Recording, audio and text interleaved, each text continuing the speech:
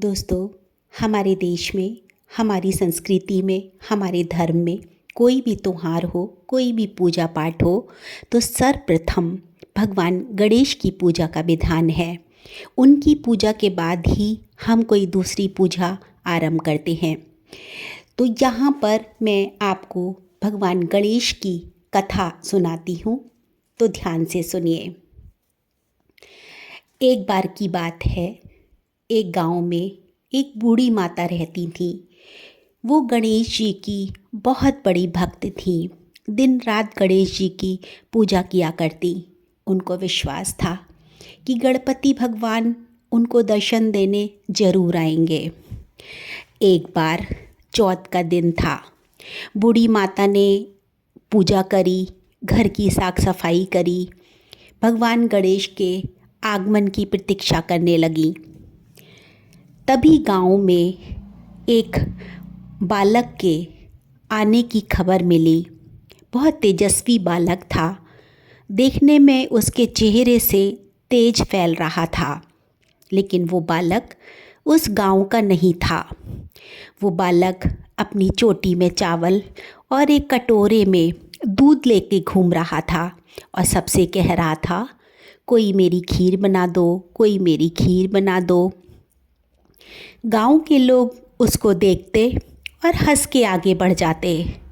बेटा लल्ला, कैसे खीर बनेगी इतने से दूध और चावल से?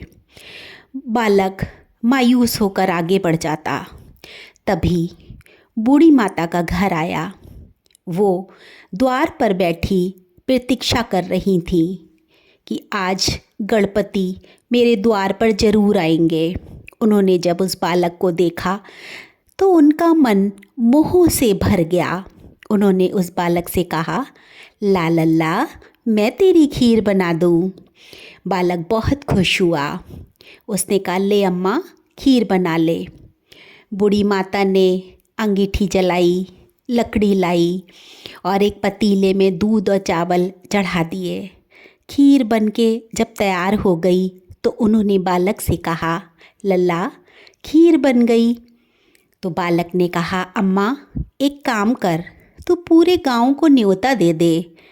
तो बूढ़ी माता ने कहा, लल्ला, खीर तो इसमें थोड़ी सी है। बोले, माता तू जा न्योता तो दे के आ। बुढ़िया गई और पूरे गांव को न्योता दे आई कि आज मेरे घर पे सब खीर खाने आना। पूरा गांव खीर जीम गया, लेकिन पतीले में खीर ही कम ना हुई।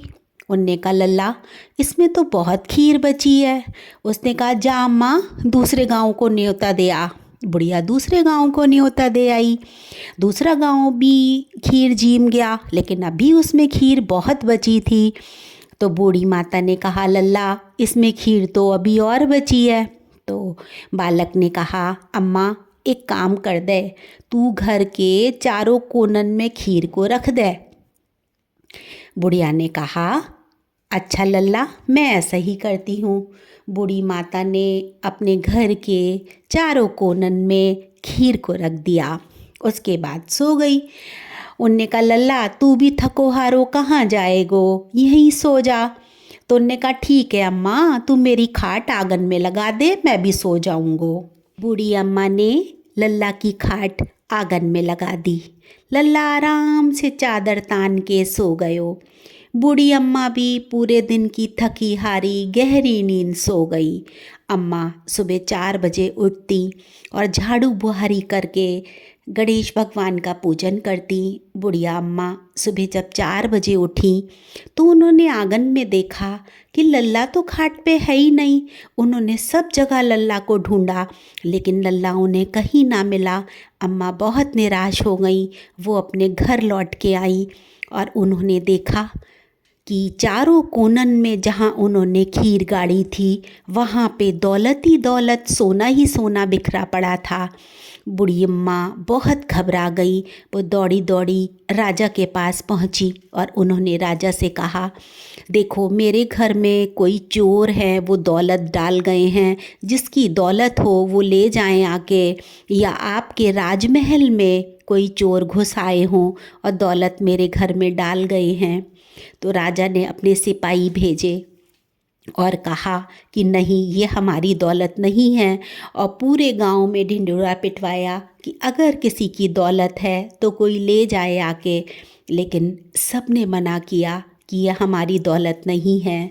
उसके बाद रानी आई और उन्होंने कहा, बूढ़ी माँ, आप गणेश जी की बहुत भक्त हो, आज चौथ का दिन है, ज़रूर भगवान गणेश आपको दर्शन देने आए हैं। और वो बालक गणेश भगवान ही थे जो आपको इतनी दौलत और अमीर बना के गए हैं।